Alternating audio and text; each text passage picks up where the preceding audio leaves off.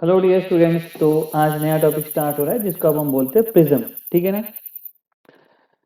तो ये देखो, ये बेसिकली प्रिज्म बना हुआ है। ये एक 3D फिगर है प्रिज्म का। ये जो लाइन है ना एफ ई, इसको अब हम बोलते हैं रिफ्रैक्टिंग एज। ये जो एंगल है ना इसको बोलते हैं एंगल ऑफ प्रिज्म, है ना। ये एंगल ये एंगल हमारा हो गया एंगल ऑफ प्रिज्म।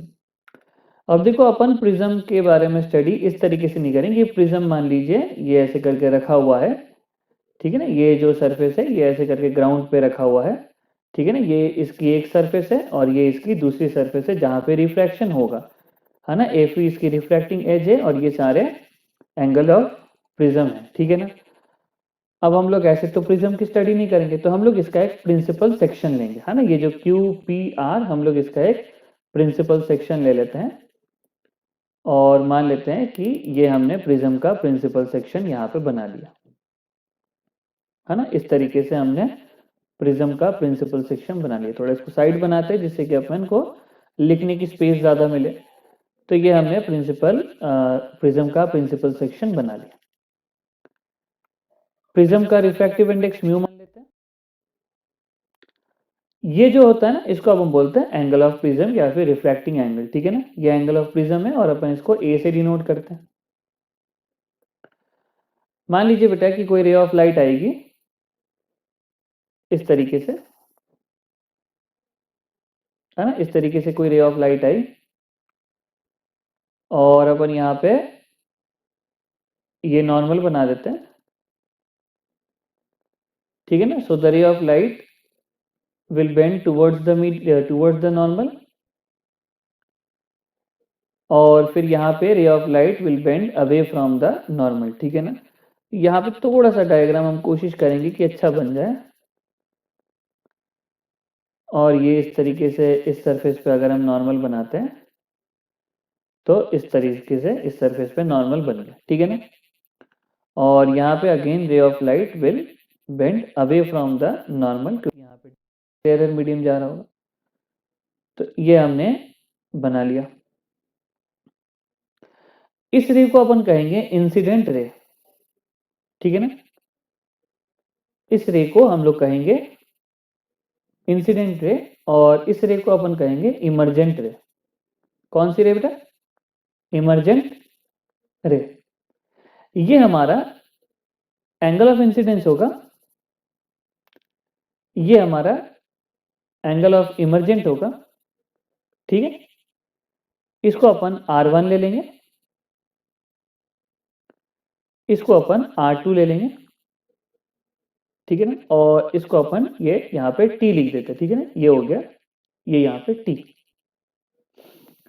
ठीक है ना। अब ये रे अगर प्रिज्म ना होता तो ये रे ऑफ लाइट ऐसे करके आगे बढ़ गई होती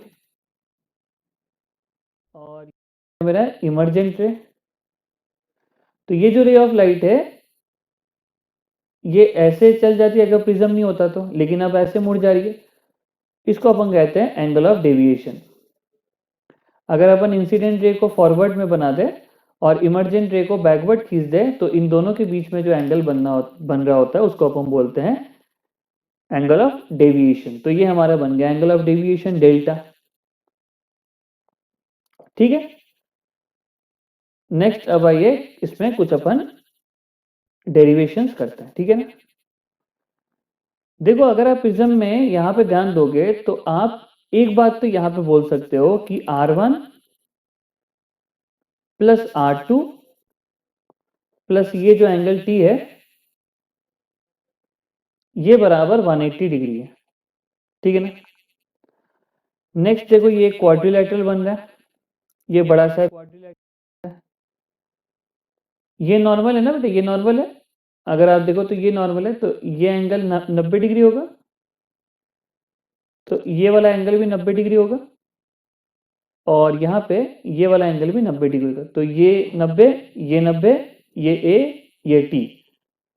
तो आप क्वाड्रिलेटरल में लिख सकते हो angle A plus angle T plus 90 plus 90 बराबर कितना आ चुका है यहाँ पे अगर अपन देखें तो 90 प्लस 90, तो क्वाड्रिलेटरल में सम ऑफ द 4 एंगल्स ये हो जाता है अपना 360 डिग्री। तो ये हो गया 360 डिग्री। तो angle A plus angle T बराबर हो गया है 180 डिग्री। तो angle A plus angle T बराबर हो गया 180 डिग्री, या आप इसे लिख सकते हो एंगल टी बराबर हो चुका है 180 minus. Now what we will do, we will use this angle t बराबर 180 minus a in our equation. तो R1 plus R2 plus angle t is 180 minus a plus 180 minus a बराबर हो जाएगा 180। तो ये 180 से 180 कटेगा और R1 plus R2 कितना आ जाएगा, a के बराबर आ जाएगा। This is your first relation which you must remember. तो वो पहली रिलेशन जो आपको याद रखनी है वो है R1 प्लस R2 बराबर कितना आ गया है a। R1 प्लस R2 बराबर कितना आ गया बेटा a। तो ये हमें सबसे पहला रिलेशन यहाँ पे याद रखना है, ठीक है ना। अब एक बार ये डायग्राम को और बनाते हैं जिससे कि अपन एक और रिलेशन यहाँ पे निकाल पाए। तो देखिए डायग्राम मैंने दोबारा बना दी यहाँ पे। ये I था, ये R1 था, तो ये कितना हो जाएगा I माइनस R1। ये R2 था, ये कितना हो जाएगा E माइनस R2। इन एंगल्स पे ध्यान दीजिए, डेल्टा I माइनस R1 और E minus R2। Sum of the two interior angle is equal to exterior angle. तो यहां से आप लिख सकते हो डेल्टा बराबर है I minus R1 plus E minus R2। तो डेल्टा बराबर आ गया I plus E minus R1 plus R2, and what is R1 plus R2? R1 plus R2 is A. So angle of deviation का एक और formula आ गया I plus E minus A। कितना आ गया बेटा I plus E minus A।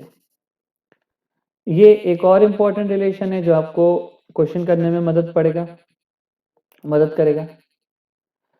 Next अपन करेंगे angle of minimum deviation. Next अपन करेंगे एंगल ऑफ मिनिमम डेविएशन, ठीक है ना। तो आइए एंगल ऑफ मिनिमम डेविएशन की स्टडी करें। देखिए बेटा, जब आप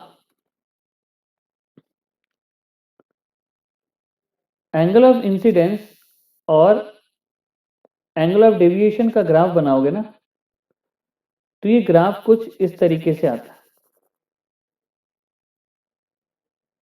ठीक है ना। एक्सपेरिमेंटली ये पाया गया है कि आप एंगल ऑफ इंसिडेंस को जितना बढ़ाते जाते हो, एंगल ऑफ डेविएशन कम होते जाता है, लेकिन एक सर्टेन पॉइंट तक। उसके बाद ये देखा गया है कि जो एंगल ऑफ इंसिडेंस है ये दोबारा बढ़ना स्टार्ट होता है। तो जैसे जैसे आप एंगल ऑफ इंसिडेंस को बढ़ा रहे हो, एंगल ऑफ डेविएशन क्या हो रहा है, कम होते जा रहा है। एक सर्टेन पॉइंट के बाद एंगल ऑफ इंसिडेंस दोबारा बढ़ना स्टार्ट करता है। इस सर्टेन पॉइंट को अपन कहते हैं मिनिमम एंगल ऑफ डेविएशन, ठीक है ना।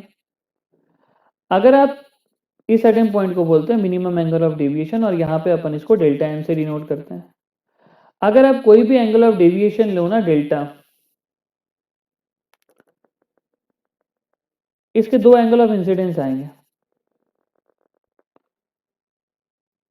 एक तो I1 आएगा और एक यहां पे I2 आएगा जो एंगल ऑफ इमरजेंस होगा, ठीक है ना। क्यों, हम आपको यहां से बताते हैं। अगर कोई रे ऑफ लाइट ऐसे आई, एंगल ऑफ इंसिडेंस आई है, तो वो ऐसे निकल जाएगी। लेकिन अगर कोई रे ऑफ लाइट ऐसे आती है जहां पे एंगल ऑफ इंसिडेंस अगर, तो वो ऐसे निकल जाएगी आई से। तो सेम एंगल ऑफ डेविएशन के लिए दो एंगल ऑफ इंसिडेंस है, एक आई है और एक ई है। एंगल ऑफ मिनिमम डेविएशन में ये I1 और I2 एक दूसरे के करीब आते जाते हैं। इसका मतलब एंगल ऑफ इंसिडेंस I और एंगल ऑफ इमरजेंस E एक दूसरे के करीब आते जाते हैं। और मिनिमम एंगल ऑफ डेविएशन में एंगल ऑफ इंसिडेंस और एंगल ऑफ इमर्जेंस दोनों एक दूसरे के बराबर हो जाते हैं। तो जब एंगल ऑफ इंसिडेंस और एंगल ऑफ इमर्जेंस एक दूसरे के बराबर हो जाए उस समय में एंगल ऑफ मिनिमम डेविएशन पाया जाएगा। तो एंगल ऑफ मिनिमम डेविएशन की जो कंडीशन है वो है I बराबर E। एक और कंडीशन है R1 बराबर R2 बराबर R बराबर A/2। A/2 क्यों? क्योंकि अगर R1 और R2 एक दूसरे के बराबर हो गए तो ये 2R बराबर A हो जाएगा और R बराबर हो जाएगा A/2, ठीक है ना। तो एंगल ऑफ मिनिमम डेविएशन की ये दो कंडीशंस है, ये दोनों कंडीशंस आपको याद होनी चाहिए। नेक्स्ट है कि एंगल ऑफ मिनिमम डेविएशन अगर दिया हो तो रिफ्रैक्टिव इंडेक्स कैसे निकाला जाए। देखो रिफ्रैक्टिव इंडेक्स बराबर होता है sine I by sine R। अगर आप यहां पे ध्यान दो मिनिमम एंगल ऑफ डेविएशन में ये हो जाएगा म्यू बराबर हो जाएगा sine I by sine R1। Sorry, अगर मिनिमम एंगल ऑफ डेविएशन को छोड़े अगर अपन वैसे भी अपने को म्यू निकालना है तो वो हो जाएगा यहाँ पे sign I by sine R1 बराबर हो जाएगा म्यू, ठीक है ना, बाहर वाला एयर है तो म्यू बराबर हो जाएगा sine I by sine R1। लेकिन मिनिमम एंगल ऑफ डेविएशन की अगर अपन बात करें यहाँ पे तो यहाँ पे अपन लिख सकते हैं, आपको पता है डेल्टा बराबर होता है I plus E minus A। तो इस कंडीशन में डेल्टा E भी I के बराबर है तो ये हो गया 2I माइनस A। अच्छा ये भी एक रिलेशन है, आप इसको भी ध्यान में रख सकते हो। हाँ लेकिन इसको ध्यान में रखने की जरूरत नहीं है, अगर अपने को delta I plus E minus A पता है तो अपन वैसे ही कर सकते हैं। तो डेल्टा प्लस A बराबर हो जाएगा 2I और I बराबर हो जाएगा डेल्टा प्लस A बाई 2 और R1 बराबर हो जाएगा R बराबर हो जाएगा A/2, ठीक है ना। ये फॉर्मूला आप तभी इस्तेमाल कर सकते हो जब मिनिमम डेविएशन की बात की जा रही हो, ठीक है ना, वरना आप इसको इस्तेमाल नहीं कर पाओगे। तो ये हो जाएगा साइन I की जगह में अपन लिख देंगे डेल्टा प्लस A/2 और साइन R1 की जगह में साइन R लिख सकते या फिर लिख सकते साइन A/2। तो ये एक इम्पॉर्टेंट रिलेशन है। तो एक और हमारा इम्पॉर्टेंट रिलेशन और या फॉर्मूला, तो म्यू बराबर हो जाएगा साइन डेल्टा प्लस A/2 और नीचे आ जाएगा साइन A/2, ठीक है ना। नेक्स्ट मिनिमम डेविएशन में एक और अपन पार्ट डिस्कस करेंगे। क्या डिस्कस करेंगे? If angle of prism is very small, कितना स्मॉल? Less than 10 degree. अगर 10 डिग्री से छोटा एंगल ऑफ प्रिज्म हुआ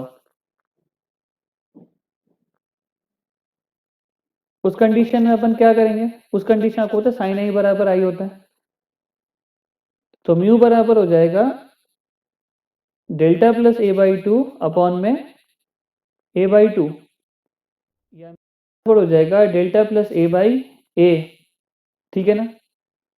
और ये वाला फॉर्मूला आप तभी इस्तेमाल करोगे जब एंगल ऑफ प्रिज्म बहुत छोटा हो।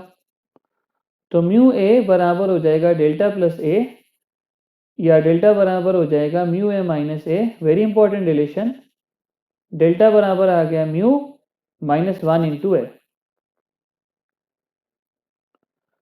तो डेल्टा बराबर हो गया है म्यू माइनस 1 इंटू A। एक और इंपॉर्टेंट बात आप अपने कॉपी में नोट कर लेना कि देखो angle of deviation depends on refractive index, है ना। So delta depends on mu और अलग अलग कलर का, अलग अलग रंगों के लाइट का अलग अलग म्यू होता है। तो प्रिज्म से गुजरने के समय अलग अलग कलर की लाइट का अलग अलग डेविएशन होगा जिसके कारण हमें जो स्पेक्ट्रम ऑफ लाइट मिलती है विबग्योर मिलता है, ठीक है ना। वो जो वायलेट, इंडिगो, ब्लू, है ना, जो विबग्योर मिलता है अपने को, ऑरेंज, है ना, ग्रीन, रेड, ये सभी जो कलर्स मिलते हैं, ये इसलिए मिलते हैं क्योंकि जो एंगल ऑफ डेविएशन है, ये क्या हो रहा है, चेंज हो रहा है ना? डिफरेंट लाइट के रिफ्रैक्टिव इंडेक्स के साथ different angle of deviation change होता है। जैसे कि अगर आप वायलेट लाइट की बात करो, तो वायलेट लाइट के लिए जो रिफ्रैक्टिव इंडेक्स है सबसे ज़्यादा होता है, तो वो सबसे ज़्यादा डेविएट होता है, इसलिए आपको सबसे नीचे वायलेट मिलता है। और अगर अपन रेड की बात करें, तो जो रेड कलर का जो रिफ्रैक्टिव इंडेक्स होता है, वो सबसे कम होता है, और इसीलिए डेविएशन रेड कलर का सबसे कम होता है, इसलिए अपने को विबग्योर कलर मिलता है। ठीक है ना? इसके बारे में अपन पढ़ेंगे, डिस्पर्जन ऑफ लाइट पढ़ेंगे, डिस्पर्जन पढ़ेंगे, डेविएशन पढ़ेंगे, है ना, और स्पेक्ट्रम ऑफ लाइट पढ़ेंगे। ठीक है ना? डिस्पर्सिव पावर पढ़ेंगे। तो ये सब चीज़ें हम पढ़ने वाले हैं, लेकिन उससे पहले अपन ये जो एंगल ऑफ प्रिज्म, ये जो प्रिज्म है, पर हम लोग कुछ क्वेश्चन करेंगे। ठीक है ना? तो ये प्रिज्म का पूरा अपना जो थ्योरी पार्ट है ना, ये पूरी कंप्लीट हो गई।